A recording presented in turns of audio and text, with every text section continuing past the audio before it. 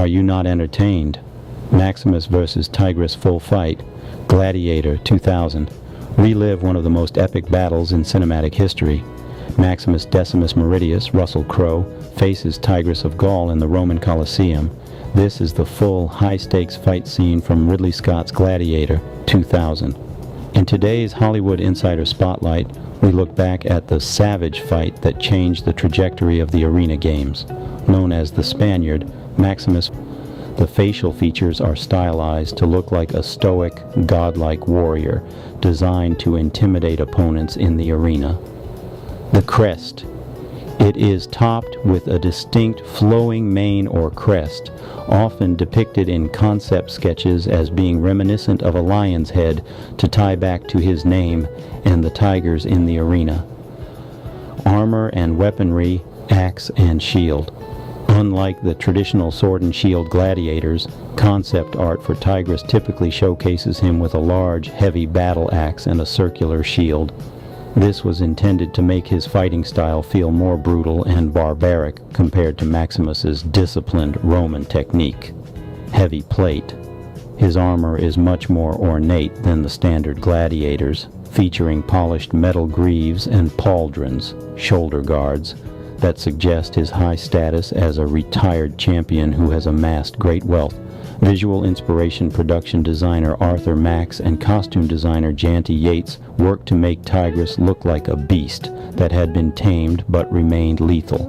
The silver color palette was chosen specifically to make him pop against the dusty, earth-toned backdrop of the Colosseum floor.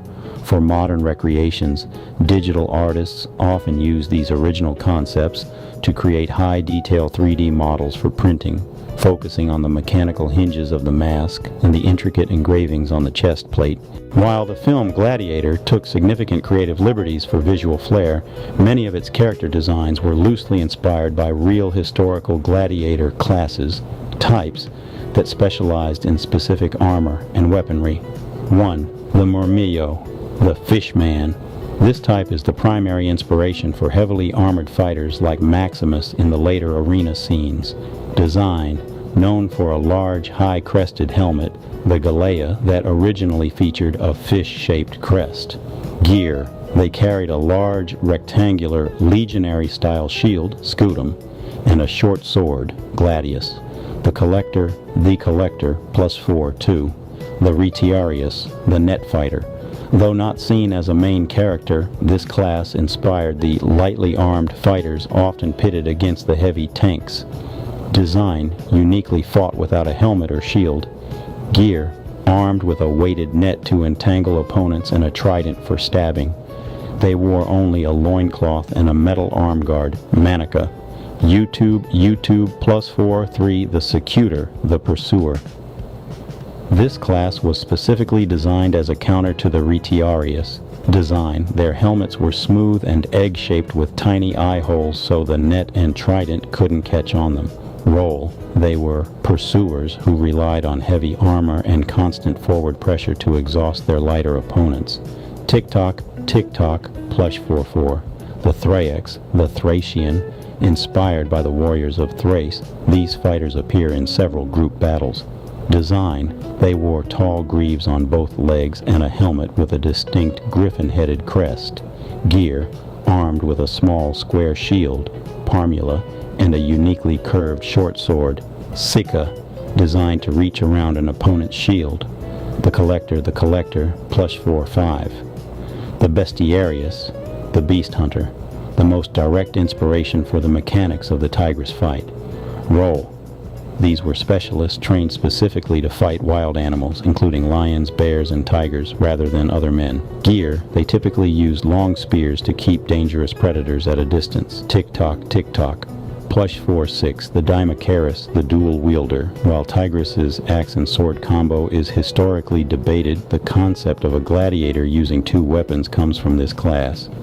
Gear. They fought with a blade in each hand, requiring immense coordination and providing a high-speed show for the audience. The fight against Tigris of Gaul is the moment Maximus stops being a mere survivor and becomes a political threat to Emperor Commodus. The turning point. Maximus the Merciful. Until this duel, Commodus viewed Maximus as a nuisance he could eventually kill in the arena. However, the Tigris fight backfires on the emperor in three major ways. The failed execution. Tigris was an undefeated legend brought out specifically to be Maximus's executioner. By defeating him, despite the rigged tiger traps, Maximus proved his military genius was superior to the emperor's fixed games. The insult of mercy. When Maximus refuses to deliver the killing blow, he isn't just being kind, he is seizing the power of life and death from the emperor. By dropping his axe, he forces the crowd to choose between the emperor's bloodlust and his own honor. The moral victory. The crowd's chant of "Maximus the Merciful" effectively strips Commodus of his popularity. This is why Commodus later screams, "Am I not merciful?" at his sister Lucilla. He is pathologically jealous of the title the people gave to Maximus. Why it matters for the finale. This battle is the second pinch point of the film's structure, helping writers become authors. Paranoia. It makes Commodus so paranoid that he begins having every senator followed, fearing a coup led by the hero of the people. The martyr trap. Commodus realizes he cannot simply execute Maximus now because the people would revolt. This leads to the desperate finale where Commodus must fight Maximus himself to try and reclaim his warrior status.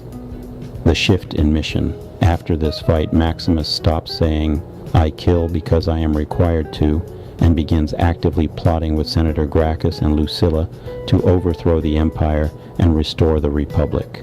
For a deep dive into how this shifted the Roman public's loyalty, you can read the Gladiator story structure analysis on helping writers become authors, or the detailed scene summary on Shmoop. In real history, Emperor Commodus was just as obsessed with the arena as he was in the film, but the reality was often far more bizarre and less noble than the movie depicts. The real Gladiator emperor, the historical Commodus, who reigned from 180-192 AD, actually considered himself the reincarnation of Hercules. The stats. He claimed to have fought over 735 times in the arena. The costume. He often entered the Colosseum wearing nothing but a lion skin and carrying a club, mimicking Hercules' iconic look. The skill. Unlike the movie, where he only fights once at the end, the real Commodus fought constantly. However, his opponents usually used wooden or blunt weapons, while he used real steel. The Tigris parallel. Was the game fixed? The film's rigged fight with the tigers is very close to historical accounts of how Commodus behaved. Animal slaughter. Commodus was famous for killing exotic animals from a protected platform. He once reportedly killed 100 lions in a single day using arrows and spears, and famously decapitated an ostrich with a specialized crescent-shaped arrow while it was running. Public humiliation. He didn't just fight gladiators, he would sometimes round up the disabled or the ill in Rome, dress them as monsters, and club them to death in the arena to show off his strength. How he actually died in the movie, Commodus dies a dramatic death in the center of the Colosseum at the hands of Maximus. History was a bit more behind closed doors. The plot. His inner circle, including his mistress and his chamberlain, grew terrified of his erratic behavior. They first tried to poison his food, but he vomited it up. The end. Fearing he would survive, they sent his wrestling partner, a man named Narcissus, to strangle him in his bath. The verdict: movie versus history. Feature movie, Gladiator, real history arena, fights only one major fight, against Maximus. Hundreds of fights against rigged opponents. Reason for fighting to win back the people's love. Pure megalomania and a god complex. Death honorable, sort of, duel in the arena. Strangled in a bathtub by a wrestler. Succession wanted to restore the Republic. Wanted to rename Rome Commodiana after himself. Maximus Decimus Meridius is a fictional character, but he is a composite hero inspired by several real Roman figures who shared his military brilliance, his relationship with the emperor, or his role in the assassination of Commodus. 1. Marcus Nonius Macrinus, the real general. The most direct inspiration for Maximus's career as a general was Marcus Nonius Macrinus. The connection. Like Maximus, he was a trusted general and close advisor to Emperor Marcus Aurelius. He fought extensively in the Germanic Marcomannic Wars depicted at the start of the film. The difference.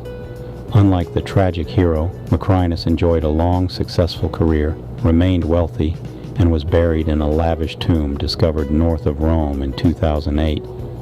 2. Narcissus, the man who killed the emperor. In the film's early scripts, Maximus was actually named Narcissus. The connection. In real history, Narcissus was a professional wrestler and personal trainer to Commodus. He was the one who ultimately strangled the emperor to death in his bathtub on December 31st, 192 AD, after a poisoning attempt failed. The difference, Narcissus was an athlete and assassin for hire, not a disgraced general turned gladiator. An historian goes to the movies 3. Tiberius Claudius Pompeianus, the husband of Lucilla. Many of Maximus's personal plot points come from Tiberius Claudius Pompeianus. The connection. He was a distinguished general who served under Marcus Aurelius and married the emperor's daughter, Lucilla. Like Maximus, he was offered the imperial throne multiple times but refused it, preferring a quieter life. The difference. He survived the reign of Commodus and continued his political career long after his wife's execution for plotting against her brother. 4. Cincinnatus, the reluctant leader. Maximus's deep desire to go home to his farm is a direct reference to the legendary Roman figure Lucius Quinctius Cincinnatus. The connection. Cincinnatus was a Roman statesman who was called from his farm to serve as dictator during a military crisis. After achieving total victory in just 15 days, he immediately resigned his power and returned to his plow. This farmer-soldier ideal is the moral core of Maximus's character. 5.